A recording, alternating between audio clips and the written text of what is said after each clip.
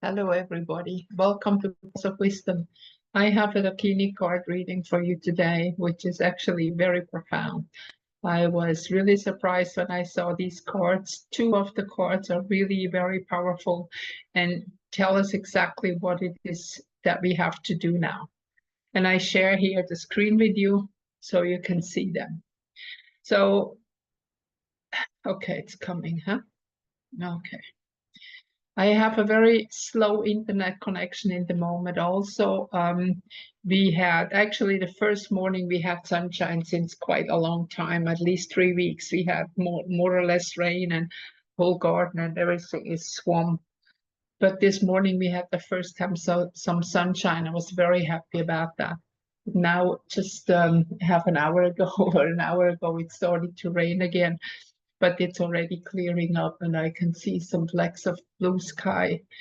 And for those who are not familiar with the vinegar method, I'm doing the vinegar and it is really now helping that it clears up a bit. And I feel in a way, when it's so heavy rain, especially, I don't believe that it's just coincidence. I believe that all this weather manipulation from different angles have gone kind of haywire and they cannot control it anymore. It looks a little bit like this to me. So anyway, I have the vinegar in my slow cooker, which is the best method. I tried out several methods, and that does not use much electricity either.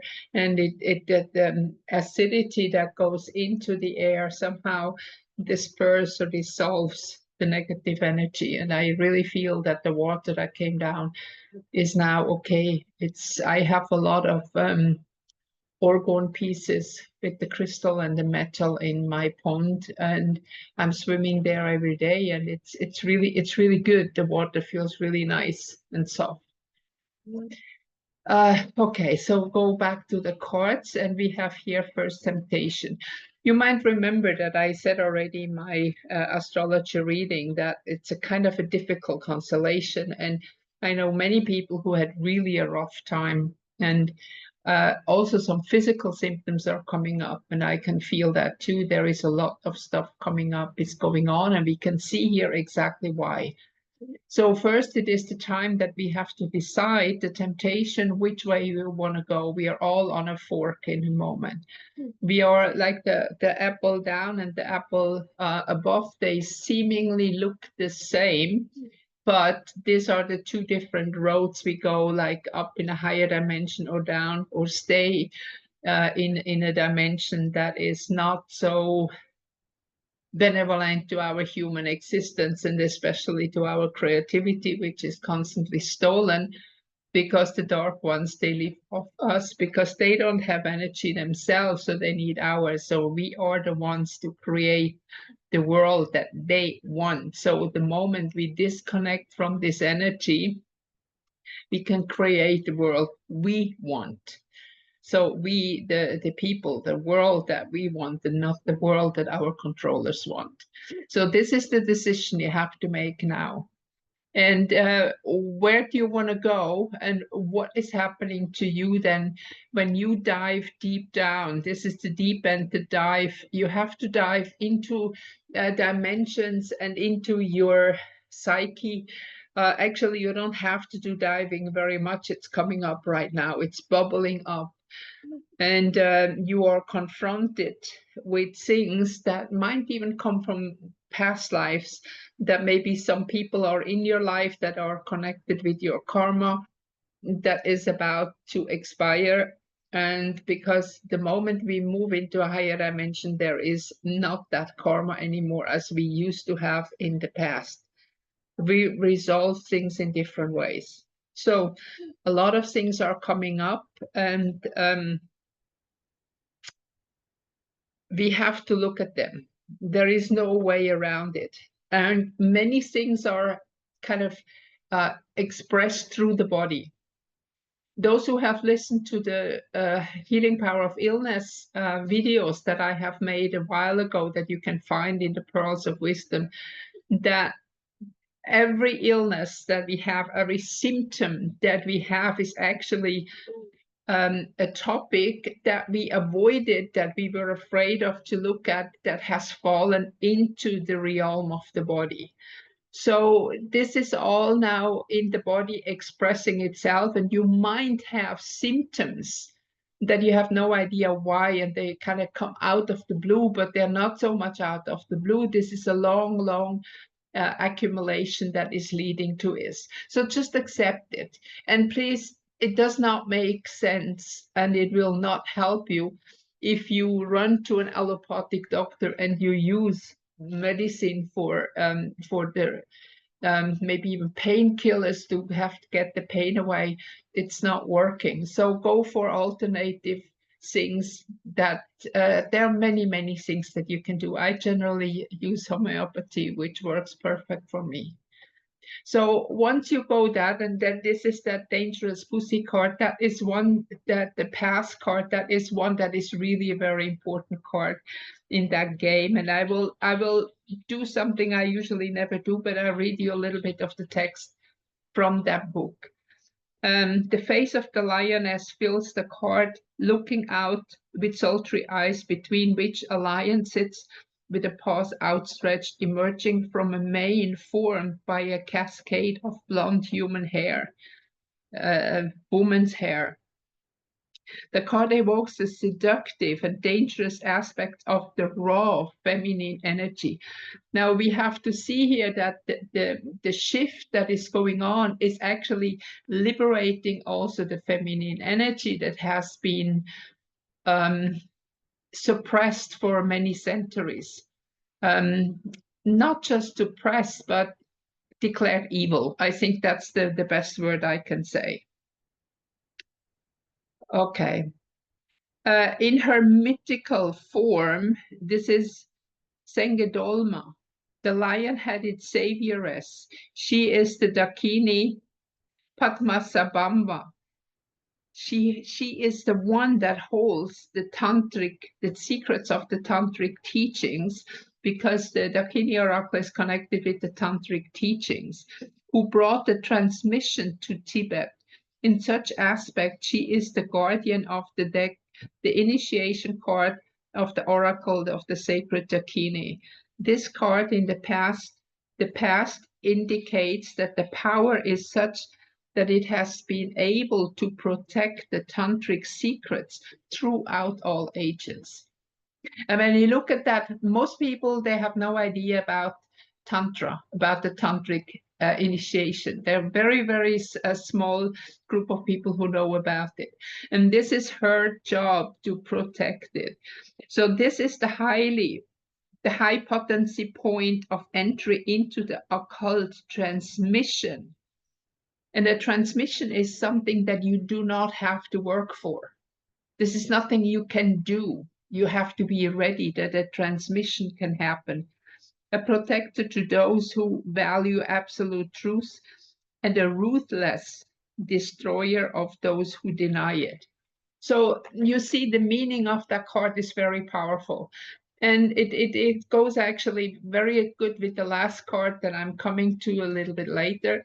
Because now, see, this is what's coming up, diving deep, and the part that we had in the beginning, the temptation that we need to choose a path now, is connected with now that the past is coming up. It's like opening up all that energy.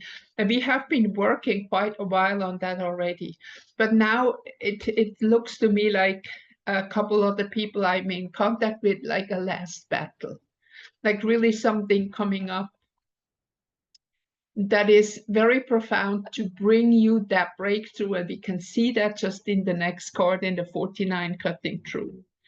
49 is 7 times 7. And 7 is when we have also in astrology the 7 personal planets, or in other occult meanings, the number 7 is representing the end of the material, and number 8 is then the soul.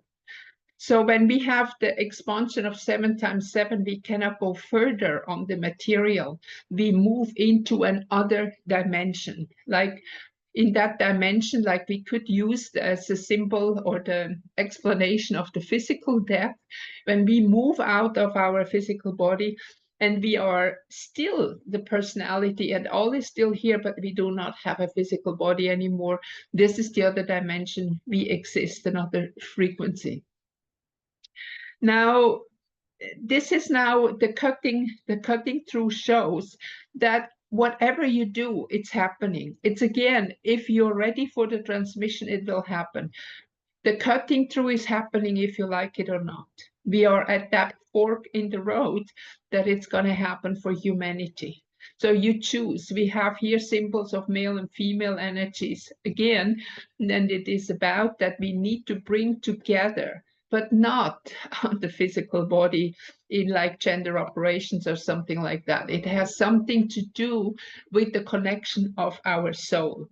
And now the last card, this is another very, very powerful, important card. You can see that we have the horseplay, and to see that a little bit more clear, we have here in front, we have two reddish horses that represent spontaneity and love. This is that creative aspect of the intuition, the female energy, the nurturing energy, the mother energy.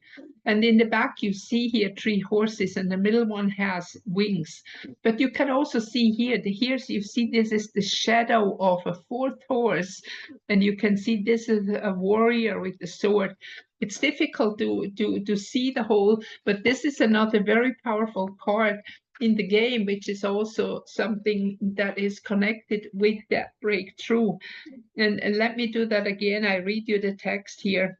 3 white horses plunged inland across a glistening seashore, evocative of the white horse, which appear as foamy crest of the waves. It's unfortunately you don't see the white so much. It looks like they are dark here.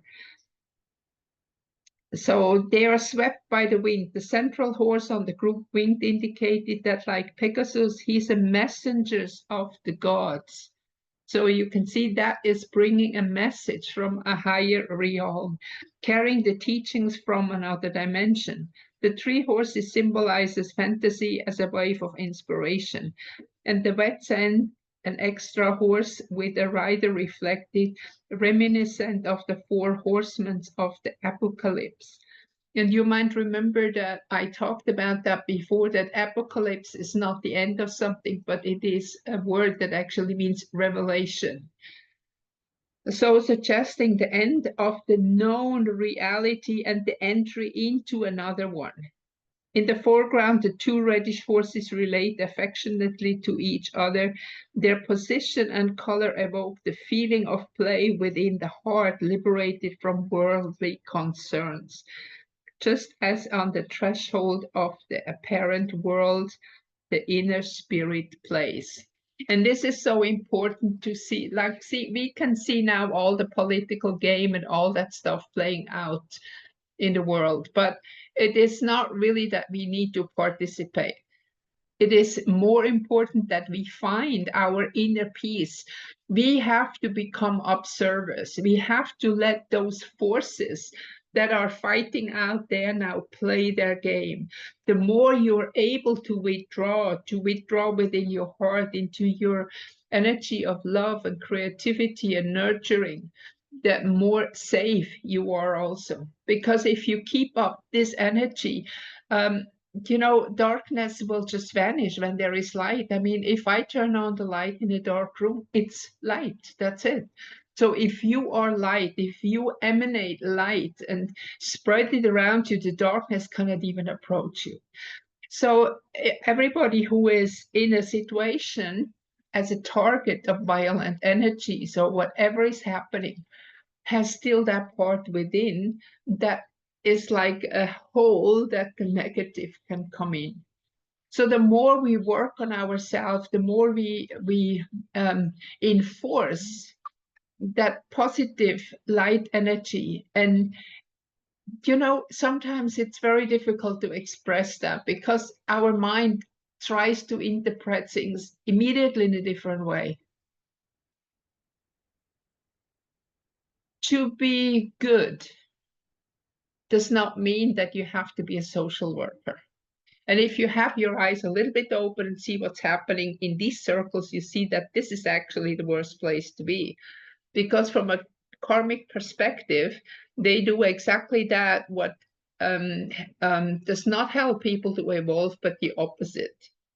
It's like if you want to help somebody, don't give them a fish, teach them how to fish. And what the whole social structure in the world everywhere is doing is like taking away their power, making people dependent on the social money or whatever it is. But this is not our journey. As long as you are depending on things like that, and you're not free. And this is the whole game that's going on. So once you start to uh, kind of focus inward and just at the outside, just be that observer and see what's happening. You can get angry, of course, I do too. But don't mistake that anger or disappointment or whatever it is what you feel as being you. This is not who you are. This is part of the game. And the moment you focus back on yourself and your reality, then this can go away. And my recipe, actually, what I'm doing is really I go into the feeling of gratitude. Like this morning when I was swimming, I was really getting out in the feeling of gratitude. Thank you for that little bit of sunshine we have now. Thank you for the beautiful lush garden, whatever it is. Just imagine things that you have. Do not focus on what you want, because this is not working. Focus on what you have and what you're grateful for. Like you have a roof over your head, you have daily food. These are little things that we have to be grateful for, especially in this time and everything is shifting into a higher dimension. And then you don't need to be afraid of anything happen, because you will know, you will be guided. The moment you open your heart, it's like hear that horse play. The moment that you are within own your own space, your space of peace, your space of love, and do that whatever you do from the heart. And you can help others, but don't try to avoid that others face their karma. So you have to be careful with helping in the moment, to not go on a help trip, to like, for example, somebody else has a big problem out there. The problem that that person has a reason, especially now in this time. So if you want to do something to help people, then help them to understand. Because how often is it that we just kind of play the social game, oh, cool, whatever, blah, blah, blah, but then kind of, yeah, I know she's a bit a bitch, or whatever, he is too stubborn or whatever. And then help in the wrong way. It's difficult for me to express, so I hope you understand what I'm saying here, that it is not the time to help people to avoid their karma. It is good to be there, but the same is like for example, somebody's in mourning, and they are very sad that maybe a loved one passed away. You cannot tell to them, oh, it's okay, don't be sad, I help you, I whatever, blah, blah, blah. It's sometimes just really good to just sit with them, maybe hold their hand and not say, but let them go through that process of mourning and letting go of that person. So you can do much more help if you understand it and they say, I know you're sad now, and I know you need that time to let go of that person you did love, but you have to know you see that person again. The person is not lost. Maybe just like this, but not say, oh, I have seen situations like even on funerals that like a widow or whatever is filled up with medication that they are holding up. And the crash afterwards is much worse.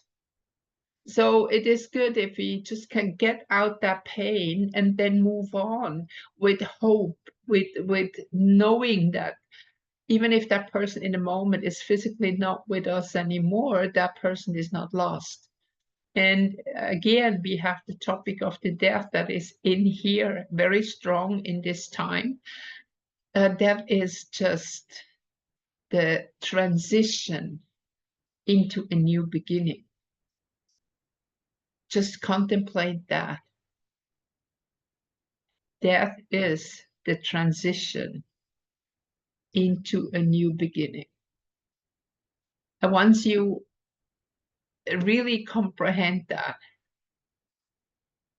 and you know that whatever you let go, or you have to let go because you cannot take anything material with you. That's why it's so much better if you don't focus on the material, because this is not what we take along. It's better to make good memories. That's what we take along. So the moment you contemplate that, and you maybe use this as your mantra, that we are preparing to end something, and we have to let go of the old lifestyle, who was mainly for many and a lot of time very painful, and the success was minimum, and a few successful people, also those that I know, they have not been very happy people. In the contrary, they had a lot of problems and addictions, and it's very hard to get rid of that. So it's a cleansing. It's that cleansing that will enable you to go through that gate, that we can say death, into that new reality. So focus on yourself and know it is happening. It is happening now. And of course, since we are living and experience everything in a frame of time, it seems that we are moving from one step forward to the other, to the other. But in fact, when you look from a higher perspective, it's all done already. So we just have to go there. It reminds me like the game, how do you pronounce it in English? I don't remember. Checkmate, you know, when you have all the things on the board, and you cannot lose anymore unless you make a very big mistake. Checkmate. We are there. But we have to go and take the next steps till the end. So don't make any mistakes. Focus on yourself. Don't worry about what other people think or say or whatever. Go ahead. Get ready for that door to open. I wish you all the best. I wish you a wonderful day or a night, wherever you are, whatever time you listen to the reading.